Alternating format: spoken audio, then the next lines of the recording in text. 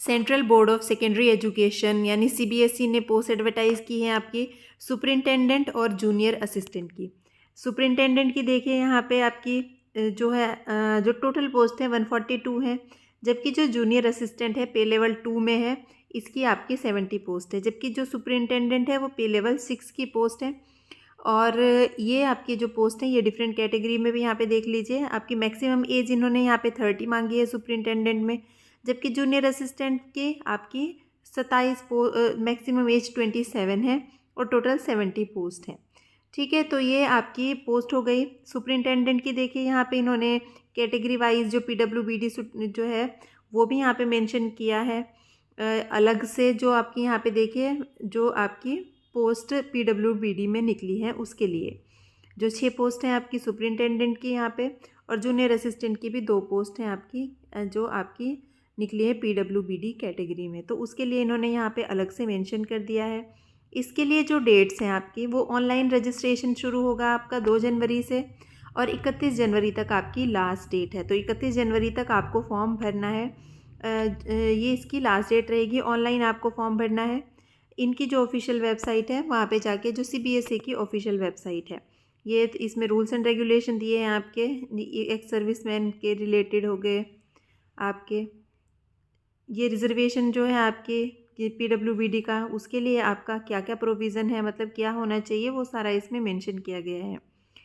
और ये आपका देखिए अपर एज लिमिट में काफ़ी रिलैक्सेशन दिया गया है। यहाँ पे SC/ST कैटेगरी को 5 साल का है, OBC जो नॉन क्रीमी लेयर है सेंटर की लिस्ट में उनको 3 साल का एज रिलैक्सेशन है। PWBD unreserved including women 10 years का है। PWBD OBC है नॉन क्रीमी लेयर 13 साल का है, और जो PWBD SC/ST category including women इनको 15 साल का दिया है। एक्स सर्विसमैन के लिए भी यहाँ पे दिया गया है, वुमेन्स किसी भी कैटेगरी की हो उनको 10 साल का यहाँ पे दिया है इन्होंने एज रिलैक्सेशन। और डिपार्टमेंटल कैंडिडेट्स के लिए कोई बार नहीं है, वो भर सकते हैं आपका ये फॉर्म। ये जो मैक्सिमम एज लिमिट है ये भी 31 जनवरी तक ही आपकी, मतलब कि उस डेट पे आपकी होनी चाहिए वहाँ तक कंप्लीट।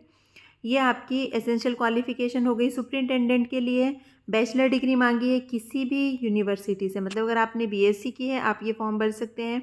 वर्किंग नॉलेज होनी चाहिए आपको कंप्यूटर की, कंप्यूटर एप्लीकेशन जैसे कि विंडो हो गई, MS ऑफिस हो गई, ये आपको करना आना चाहिए। और एज लिमिट आपको पता ही है 30 साल मांगी है इन्होंने। मेथड ऑफ रिक्रूटमेंट क्या रहेगा, सबसे पहले टेस्ट 1 होगा, इसका MCQ बेस्ड टेस्ट होगा। फिर उसके बाद जो इसको क्लियर कर लेंगे टायर 2 ऑब्जेक्टिव टाइप, इसमें OBC OMR बेस्ड यानी डिस्क्रिप्टिव टाइप भी इसमें क्वेश्चन रहेंगे।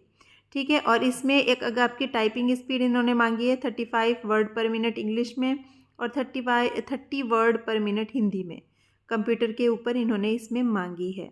ठीक है, ये आपकी होनी चाहिए। इसी के साथ जो आपका टेस्ट रहेगा उसके साथ। देन जूनियर असिस्टेंट के लिए इन्होंने सिर्फ 12th क्लास मांगा है, और टाइपिंग स्पीड भी इन्होंने सेम मांगी है, और एज 18 से लेकर 27 साल के बीच में होनी चाहिए। मेथड ऑफ रिक्रूटमेंट सिर्फ आपका टेस्ट होगा, आपका MCQ based preliminary screening examination होगा, और टाइपिंग इसमें ये देखेंगे आपकी एग्जामिनेशन में। तो ये आपका हो गया जूनियर असिस्टेंट के लिए। इसमें कोई BEd नहीं मांगा है, सिर्फ ग्रेजुएशन होनी चाहिए सुपरिटेंडेंट के लिए, और 12th पास होना चाहिए आपका जो असिस्टेंट की पोस्ट है उसके लिए। एग्जामिनेशन फ़ी देखिए, रिज़र्व जो हैं OBC जो हैं EWS जो है कैटेगरी के कैंडिडेट हैं उनके लिए 800 रुपये मांगी गई है, जबकि जो SC कैटेगरी के कैंडिडेट हैं, ST कैटेगरी के हैं, PWBD है, एक्स सर्विसमैन है या वुमेन कैंडिडेट्स हैं, और जो डिपार्टमेंटल कैंडिडेट्स हैं उनके लिए कोई भी फ़ीस इसमें नहीं मांगी गई है।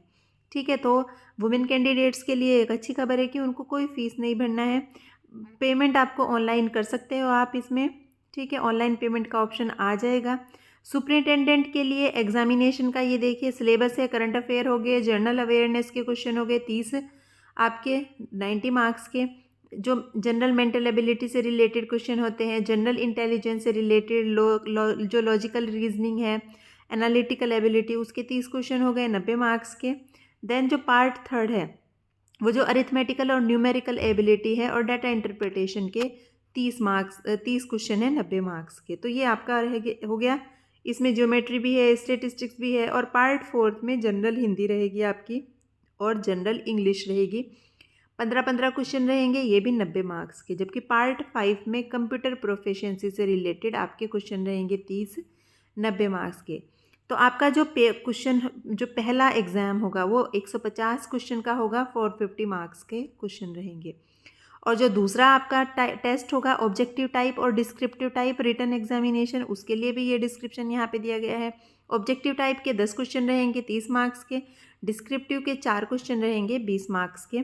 करंट अफेयर का सिलेबस देख लीजिए, इंडियन हिस्ट्री एंड कल्चर का भी सिलेबस है इसमें, इंडियन इकोनॉमी का सिलेबस है, जियोग्राफी का, साइंस एंड टेक्नोलॉजी का भी सिलेबस है। सिलेबस काफ़ी बड़ा है, आप देखिए, constitution of India, polity, governance, ठीक है, इंग्लिश लैंग्वेज एंड कंप्रीहेंशन, ठीक है। तो ये आपके टोटल हो गए यहाँ पे, ये आपके अगर मार्क्स वगैरह देखोगे तो 150 मार्क्स का ये क्वेश्चन पेपर रहेगा। जूनियर असिस्टेंट के लिए एक आपका पेपर रहेगा, ठीक है। इसमें एमसीक्यू टाइप क्वेश्चन होंगे, यानी कि मल्टीपल चॉइस क्वेश्चन होंगे आपके, जो बहुविकल्पीय होते हैं। OMR बेस्ड एग्ज़ाम रहेगा, 2 घंटे का एग्ज़ाम रहेगा आपका, 100 क्वेश्चन रहेंगे 300 नंबर के। और ये आपका सिलेबस है इसमें, ठीक है। सिलेबस इन्होंने यहाँ पे मेंशन किया है। ये आपकी पोस्ट हो गई और उनका लेवल हो गया, ठीक है, ये यहाँ पे दिया है। ये आपका क्राइटेरिया हो गया शॉर्ट लिस्ट करने का, एग्ज़ाम होगा आपका दोनों के लिए। फिर उसमें जो भी आपके कैंडिडेट चुने जाएंगे वो आप मतलब जो भी उसको पास करेंगे उसकी बेसिस पे जो मेरिट बनेगी उस पर आपका सिलेक्शन होगा। एग्जामिनेशन के लिए सिटीज़ देखें यहाँ पे मेंशन कर दिया है सिटी कोड के साथ में। ये आपके ऑल ओवर इंडिया ही इन्होंने सेंटर दिए हैं, आप अपने हिसाब से चुन सकते हैं जो भी आपके आसपास पड़ता है इनमें से। मार्किंग स्कीम वगैरह भी मेंशन की है, इंपॉर्टेंट इंस्ट्रक्शंस यहाँ पे दिए गए हैं। तो ये सारी चीज़ें आपको देख लेनी होती हैं, जो मेन चीज़ें हैं वो हमने सारी आपको बता दी है।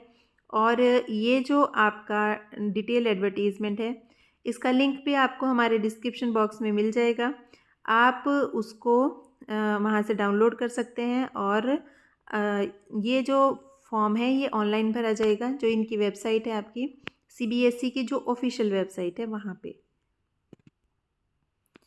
सो अगर आप CBSE में ये जॉब करना चाहते हैं तो आप जल्दी से आप इस फॉर्म को भर सकते हैं ऑफिशियल वेबसाइट पे जाके। और ये डिस्क्रिप्शन बॉक्स से हमारे ये जो आपका डिटेल एडवर्टीज़मेंट है PDF है उसको भी डाउनलोड कर सकते हैं।